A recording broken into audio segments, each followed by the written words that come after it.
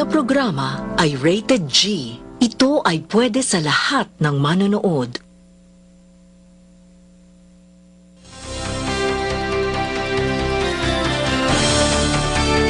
Mula sa tanggapan ng tagapamanihala ng mga paaralang lungsod ng DepEd Cabanatuan, sa pakikipagtulungan ng Radyobisyon, muling sumasahimpapawid ang DepEd Hour. Kalipunan ng mga kaganapan mula sa iba't ibang paaralan sa lungsod, mga tampok na balita at mga usaping nauukol sa mga programa nito. At narito ang mga guro ng programang ito.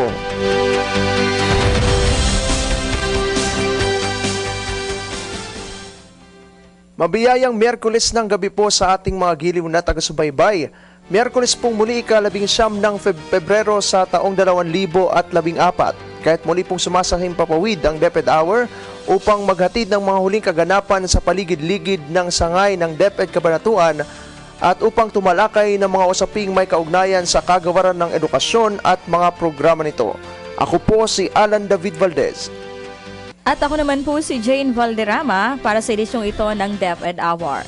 Sa live panel discussion segment po ng programang ito ay makakabidahan natin ang kanina lamang po ay nagpakitang turo. Sila po ang ilan sa mga teacher applicants sa secondary level na nagpakitang turo bilang bahagi ng kabuang puntos na kanilang binubuno upang maging ganap na guro sa pampublikong paaralang sekundarya ng Sangay. Aalamin po natin sa kanila ang kanilang mga karanasan at mga inaasahan sa Sangay ng Cabanatuan.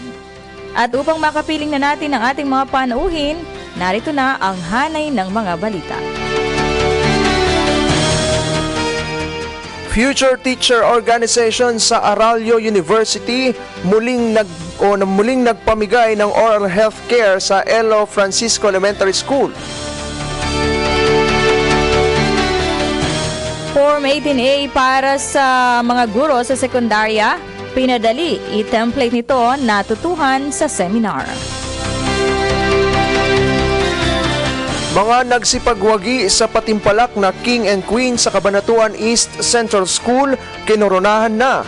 Nalikom na halaga sa patimpalak, igugugol sa pagpapatayo ng Industrial Arts Classroom sa paaralan. Teacher applicant sa sekundarya, sumalang sa interview. 56 na permanent teacher positions pupunan ng DepEd Cabanatuan.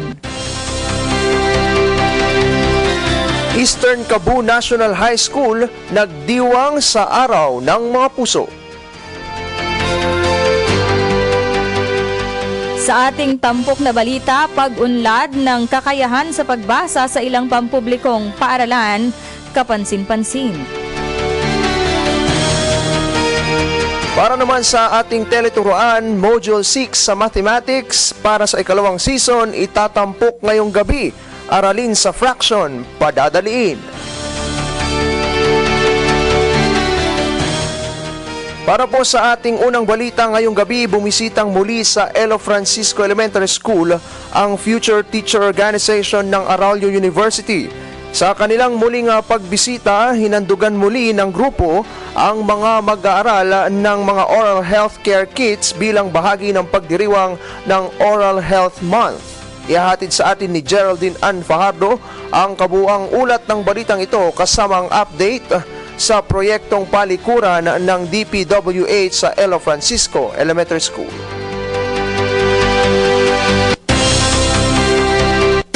Ang kalinisan sa tuwin ay itinturon sa mga kabataan, lalo na sa mga maliit na bata upang sa kanilang pagtanda ay hindi nila makalimutan. Sa pangunguna ng mga mag-aaral ng pamantasan ng Arroyo mula sa Education Department, gaya ng ginawa ng sinundan din nilang mga mag-aaral nung nakarang taon, ay nabigyan ng libreng sipilyo at toothpaste ang mga bata mula sa una at ikalawang baitang ng Elo Francisco. Ito ay sa pakikipag-ugnayang muli ng butihing punong guro, Ginang Lazatin. Ang mga simpleng bagay na ito ay isang malaking tulong upang maturuan ang mga bata na maging malinis sa lahat ng oras para makaiwas sa sakit at problemang pangkalusugan.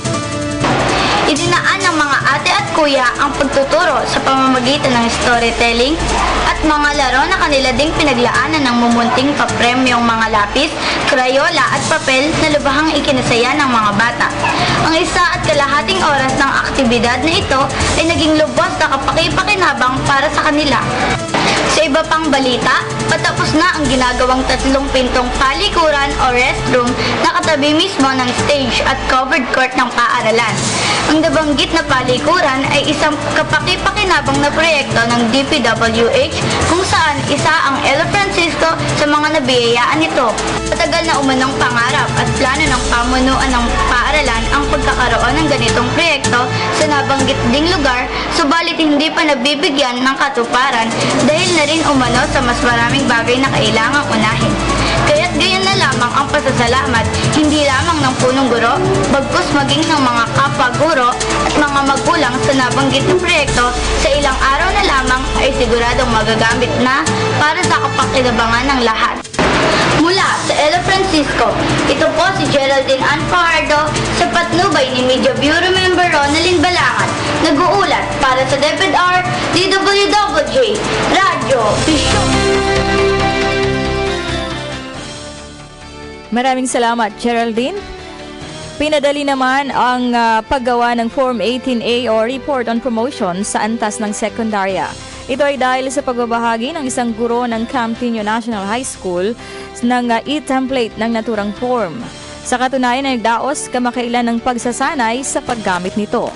Alamin po natin ang mga naging kaganapan sa ginanap na pagsasanay sa ulat ni Mary Ann Corpus ng Camp Tino National High School.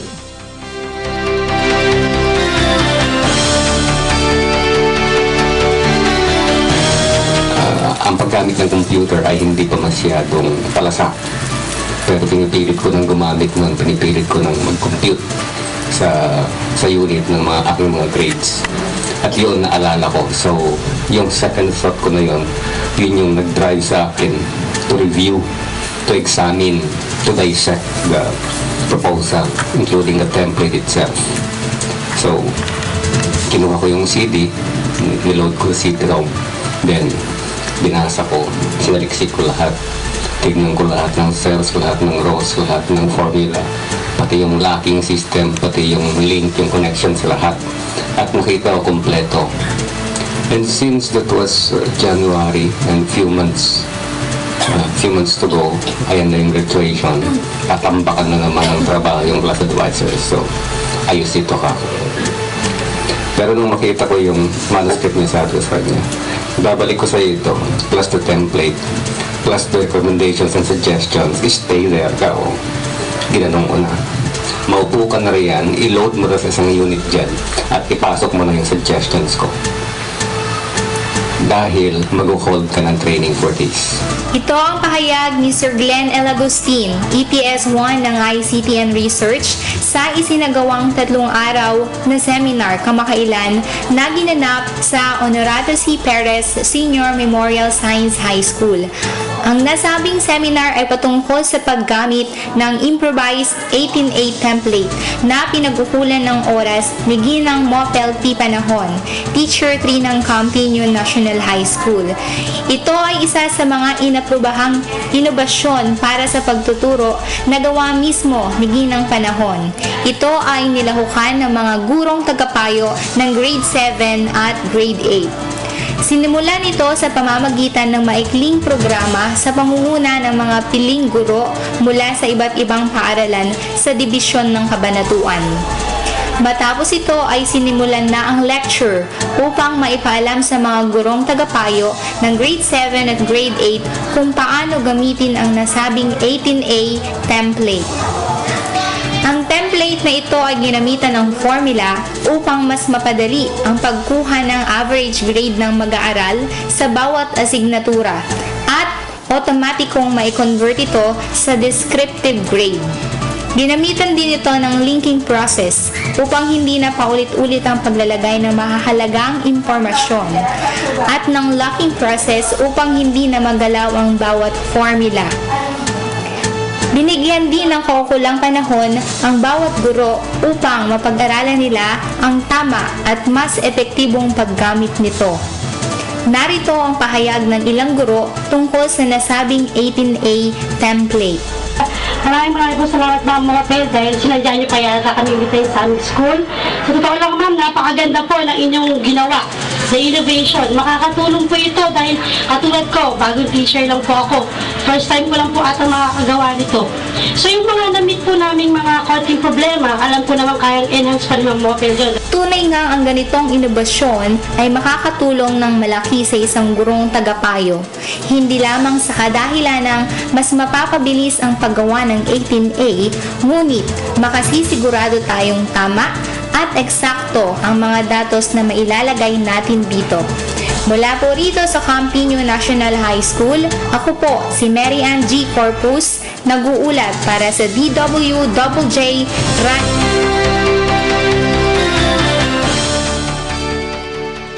Maraming salamat, Mary Ann. Kinoronahan na ang mga nagsipagwagi sa patimpalak na King and Queen sa Cabanatuan East Central School. Bahagi ng nalikom na halaga sa patimpalak ay igugugol sa pagtatayo ng Industrial Arts Room sa paaralan. Narito sina Princess Kyle Fajardo, John Claude Santos at Brendel Philip Tejoso ng Cabanatuan East Central School para sa kabuang detalye.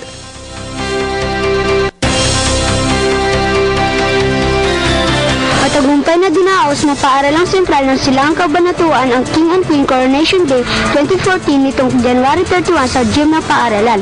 Itananghal si Adrian Raiden Alalojo at Anne Frances Balino bilang King and Queen at Archer Fritz Ortiz at Sharjah Alicia Calusa bilang Prince and Princess ng paaralan.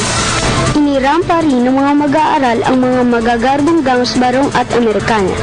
Nagpakitang gilas rin ang grade 5 sped sa kanilang pagsayaw sa Cotillion de Honor. Kusay sa pagrarap naman ang tunumalas ng regional champion na CCS Kultura Rappers. Kinabukasan, ika-1 ng Pebrero, pumarada ang mga lumahok sa paligid ng town proper ng lungsod kasama ang buong persa ng Preachers Club, GPTA at Drum and Lyre Group ng paaralan. Ayon naman kay Ginoong Danilo Bondok, Pangulo ng Teachers Club, bibigyan prioridad ang pagpapagawa ng shop ng paaralan na pamumunuan ng industrial arts teacher na si Ginoong Jefferson Diaz. Kasalukuyan na itong inaayos upang magamit na sa susunod na taong panuruan. Nagpapasalamat po ako sa district supervisor namin na si Ma'am Dolorcita M. Castillo, sa aming unang guro na si Ma'am Jessica M. Saison, lalo na po sa pamunuan ng aming Teachers Club sa pagpapasimuno po ng pagpapasaayos ng aming Industrial Arts Building. Makakaasa po kayo na ang pagpapaayos po ng Industrial Building na ito ay siyang magiging lugar upang mahasa ang mga kaalaman ng aming mga mag-aaral sa paggawa sa mga proyekto o gawain sa mga gawain pang-industriya. Salamat po. Tuloy-tuloy pa rin ang pagsasaayos ng bubong ng Grade 4 building sa pamumuno ni Ginoong Jonel Intila, Teacher in Charge in School Facilities. Nagkaroon naman ng shifting ng klase sa Grade 4 upang mapunan ang mga inaayos na classrooms. Taos puso po kami nagpapasalamat sa mga Grade 4 teachers sa Sampaloc Building sa effort ng aming principal na si Ma'am Jessica Saison. Ayun din ang aming supervisor na si Ma'am Dolorcita M. Castillo at ang Teachers Club sa pagkakaayos ng bubong ng aming paaralan. Po namin hinihintay ang pagsasaayos nito sapagkat talaga po ang kisame at bubong nito ay sira na. Lumahok naman ang CESES sa 15th Division Drum and Lyre Competition noong ika-3 ng Pebrero kasabay ng pagdiriwang ng Araw ng Kabanatuan sa NE Pacific Mall, Cabanatuan City.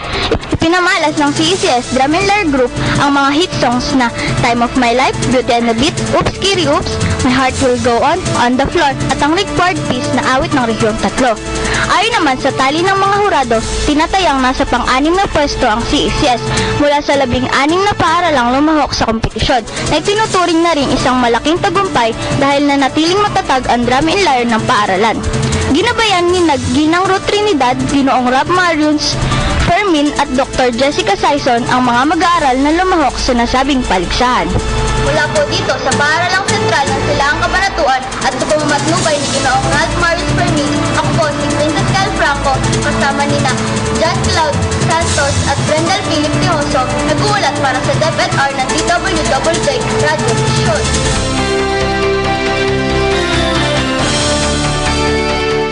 Salamat sa inyong ulat. Sa iba pang balita, sumalang na sa interview kahapon ang mga teacher applicants sa antas ng sekundarya na siyang pupuno sa 56 na permanent teachers na kailangan sa sangay ng kabanatuan.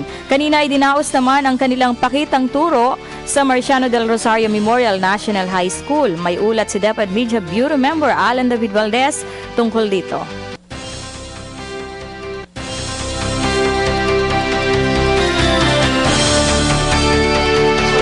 Araw na kahapon ang interview para sa mga teacher applicants ng sekundarya sa sangay ng kabanatuan. Sa humigit kumulang 80 aplikante na umattend sa orientation nitong nakaraang Sabado, 56 sa kanila ang pipiliin upang punan ang kakulangan ng mga guro sa 7 pampublikong paaralan. Sa pangunguna ng mga punong guro ng 7 pampublikong paaralang pansekundarya, isa-isang sumagot ang mga aplikante sa mga tanong na may kinalaman sa kanilang kasanayan sa pagtuturo, kakayahan sa classroom management at iba pa. Sa 56 na bagong permanent positions, 17 ang mapupunta sa San Jose National High School, 9 sa Mayapiap National High School, 9 sa Camtinio National High School, 7 sa Marciano del Rosario Memorial National High School, 6 sa Eastern Cebu National High School, 5 sa Science High School, samantalang 3 lamang sa Cesar E. Vergara Memorial High School. Ang paglalaan ng bilang ng mga bagong guro sa mga paaralang nabanggit ay nakabatay sa paglaki ng populasyon taon-taon, kung saan San Jose National High School ang nakapagtala ng may pinakamalaking porsyento ng pagtaas ng enrollment. Ginanap ang 2 araw na interview sa bulwagan ng mga guro sa tanggapang pansangay na pinangunahan ng 7 punong guro ng mga pampublikong paaralang pansekundarya. Sa kaugnay na pangyayari, umabot naman sa 149 ang aplikante sa elementary level na dumalo rin sa orientation at English proficiency test nitong nakaraang 2 Sabado. Ayon kay Ginang Sheila Prieto, Human Resource Management Officer ng Sangay, 33 lamang sa mga aplikanteng ito ang papalaring makakuha ng permanent position sa susunod na taong panuruan. Itinakda ang demonstration teaching Cabanatuan East Central School para sa District 1, Lazaro Francisco Elementary School para sa District 2, Mayapiap Elementary School para sa District 3 at San Isidro Integrated School para sa District 4. Mula sa tanggapang pansangay ng DepEd Cabanatuan, ako po si Alan David Valdez, nag-uulat para sa DepEd Hour ng DWWJ. Sa Eastern Cebu National High School naman, hindi nagpahuli ang mga mag-aaral at mga guro rito sa pagdiriwang ng Araw ng Mga Puso noong Biyernes. Alamin natin kung paano nila pinagdiwang ang Araw ng Mga Puso sa ulat ni Christine Joy Gonzalez ng Eastern Cebu National High School.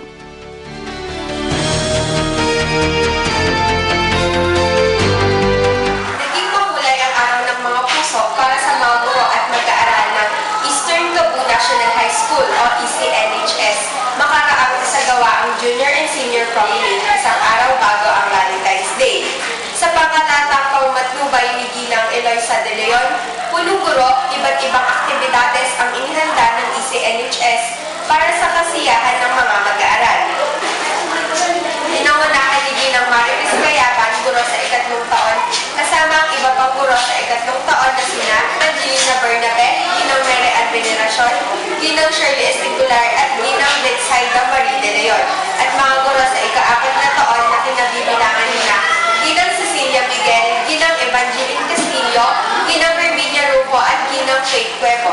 Sa pakikipagtulungan ng mga opisyales ng samahan ng mga junior and senior students at sa pakikiisa ng lahat ng mga guro ng ECNHS, ang paghahanda at pagsasaayos ng mga detalye ng palatuntunan para sa ginanap na JS Prom.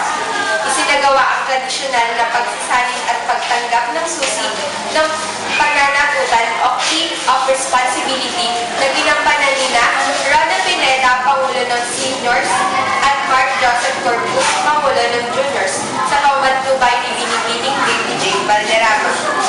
Nagpakitang gilas din sa pagsasayaw ang piling mag-aaral at dalawang guro ng ECNHS sa kanilang Pavilion de Honor na pinigyan ng modernong version ni Ginoong Rodelio Yuda at Ginang Mary Ann Veneracion. Itinampok din ang kakasigan at kagandahan ng mga mag-aaral ng ECNHS sa ginanap na Search for Mr. and Miss JS 2014 sa Pakalata pamantubay ni Ginang Bexaida Marie de Leon. Nagwagi bilang Mr. JS from 2014 si Romano Tolentino, mag-aaral ng Paul Alcala, at Miss JS from 2014 si Erlin San Jose, mag-aaral ng J. Einstein na isa ring campus journalist. Tinangkal naman bilang Mr. Junior si Raydel de Leon at Miss Junior si Hyla May de la Cruz. Samantalang Mr. Senior si Anthony Singit at Miss Junior si Daniela Yauco. Inimbitahan bilang mga karado ng Mr. and Miss JS sina Ginoong Ramon de Leon, Education Program Supervisor sa Pilipino, at Ginong Florinda Guyod, Pangulo ng Federated Parents and Teachers Association. Kasama rin bilang karado ang punong guro ng ECNHS na si Ginang de Leon. Bago inihayag ang mga nanalo, nagsagawa ng pagkakarana si Ginoong Darwin Yocares kasama sina Ginoong Yuda at Ginang Veneracion sa mga kandidato at kandidata, gayon din sa mga mag-aaral na dumalo. Naghandog din ng kanilang bersyon ng ASAP Sessionistas ang mga bagong permanenteng guro ng ECNHS sa pamamagitan ng rendisyon ng mga awiting kahalintulad ng pagtatanghal ng nasabing buko ng mga awit. Samantala, tumanggap ng natatanging parangal ang inyong lingkod, Christine J. Gonzalez bilang Dancing Queen at si Neil Adrian Aningat bilang Dancing King, Daniela Yauco at Vince Joseph Garcia bilang Darling of the Crowd at Martin Cuevas bilang Mask of the Night.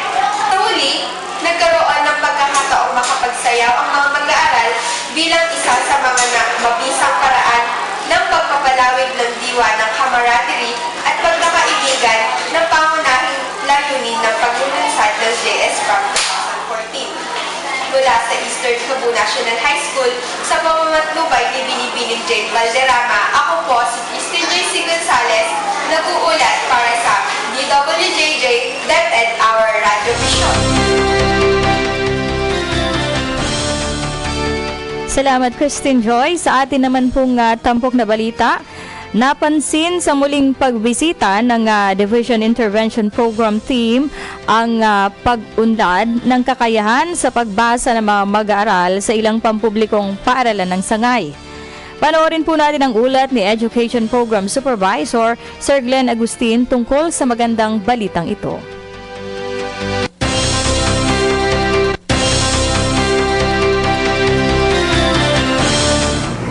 Sa pagkatuto, kahit na sa anong asignatura, ay may tuturing na kritikal ang kasanayan sa pagbasa, sapagkat dito nakasalalay ang lubusang pagkatuto ng ating mga kabataan na siya namang importanteng salin upang sila ay may handa sa mundo ng paggawa.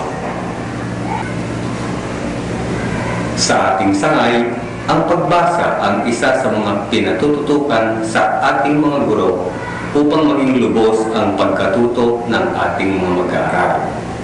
Kaya nagbahagi ng disenyo ng Division Intervention Program o DIP ang pagpapabasa ng mga taga-Masitpan Sangay sa mga mag-aaral kapag sila ay bumibisita sa iba't ibang paaralan. Ayon na rin sa atas ng taga-Manihalang Pansangay, nag-uulat ang mga taga-Masitpan Sangay kung ano ang resulta ng kanilang pagbabasa. Sa katatapos na Executive Committee meeting kahapon, iniulat ang malaking pag-unlad sa kasanayan sa pagbasa ng ilan sa mga paaralan na bisita na ng DIP team. Sa nabanggit na paglalahad ng mga taga-Masitpan Sangay, kasama sa kinakitaan ng kapansin-pansing pag-unlad sa pagbasa ang mga mag-aaral ng Calicid Norte Elementary School, Alawagan Elementary School, at Cruz Roja Elementary School. Ayon sa mga nagsipag-ulat, Ang mga batang halos hindi makabasa o pantig-pantig kung bumasa noong unang basyada ng pagbisita noong nakaraang Agosto, ay mabibilis at diretso na ngayong bumasa ng mga talata at pangungusap sa English man o Pilipino. Panoorin at pakinggan natin ang mga pamamaraang isinagawa ng mga guro sa mga nabanggit na paaralan. Sir, nag-provide po ako ng mga reading materials na iprinin po sa computer, then nag-provide ako sa space sa baba para po pirmahan ng parents, para magkaroon po ng involvement yung parents sa bahay. And then sila mismo, malalaman po nila kung tama ba yung pronunciation po ng mga anak nila, at kung may mali naman, katulong ko po yung parents na magtama po nung mali ng mga bata. And then what I did, I mixed the remaining 12 non-readers to the grade 1 pupils, and I'll ask the help of our grade 1 teacher, Ma'am Moralyn Oria, also our master teacher in grade 1, Ma'am Maricel Liponia. Ma'am Maricel Liponia use what they have learned in the training conducted by Ma'am Bactol. So that was the first step. Yun pong ginagamit nila yung sound, phonics, yun po. And then after the introducing the sound and then the phonics to the non-readers, si Ma'am Oria na po ang naglinang ng pagtuturo. Hindi na yung phonics dahil natutuhan na nila yung basic. Sir, unang-una po sir ay meron po kaming Project DEAR po. Yun po yung Drop Everything and Read. Kung saan po, binibigyan ko po ng chance yung mga bata na magbasa po within a certain time. Yan. So, another po sir, meron po kami sir, peer teaching. Kung saan po sir, every remedial po namin ng aming klase ay yung pong sir, mga magaling magbasa dito, pinangabasa ko po at tinutulungan po nila yung mga estudyante kong hindi ganun makabasa, araw-araw po yun sir. How did you motivate your pupils? Sir, sabi ko po sa kanila, minsan po binibigyan ko po sila ng reward. Po sir, pag po nakabasa, may additional kayo na plus sa reading. And then po minsan meron po silang mga reward. Pag po nagpabasa kasi ako sa mga bata at nakita ko na may maganda yung result, nako, talaga pong fiesta na para sa akin yon. Ang ginagawa ko po talaga, nagpapaluto ako sa HE teacher ko. Nagsusopas kami, kahit ano lang po na pagsasalu-saluhan namin, and then ipapashare ko dun sa teacher kung ano yung ginawa niya, bakit ang ganda-ganda na result dun sa reading class niya. Lubhang napakalaki ng responsibilidad ng mga reading teachers, lalo na sa unang 3 baita sa mababang paaralan, sapagkat sa kanila nakasalalay ang pag-unlad ng kaalaman ng mga batang ipinagkatiwala sa kanila. Ganoon din kalaki ang responsibilidad na nakaatang sa mga punong guro upang ang mga reading teachers ay masubaybayan sa kanilang pagtuturo.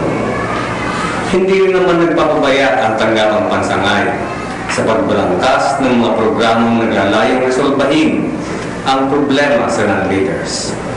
Kaya't sa pagkipagtulungan ng bawat isa, ang usapin sa pagkatuto ng pagbasa ay kayang-kaya. Mula rito sa Caligid Norte Elementary School, ako si Glenn Agustin, nag-uulat para sa DepEd Hour ng DWWJ Radio Vision.